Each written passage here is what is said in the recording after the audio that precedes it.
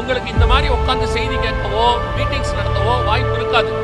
நீங்க எல்லாம் நினைச்சிட்டு இருக்கிறீங்க, ஆன்லைன்ல பாத்துக்கலாம், இன்னைக்கு இல்லைன்னா என்னங்க ஆன்லைன் இருக்கு, நம்ம எவ்வளவு நாளும் ஆன்லைன்ல வந்துடும். இப்ப நீங்க இந்த பழச நம்புறவங்க ஆயிட்டீங்க.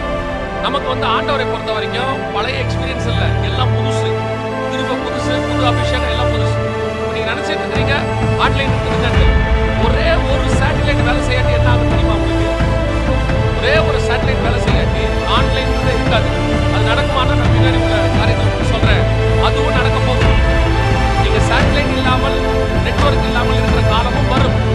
பைபிள்ல இருக்கு. நான் சொல்றது பைபிள் உலகம் என்ன சொல்ல தெரியாது, பைபிள்ல இருக்கு. அதெல்லாம் வராதுங்க நீங்க நினைச்சீங்கன்னா வரும்.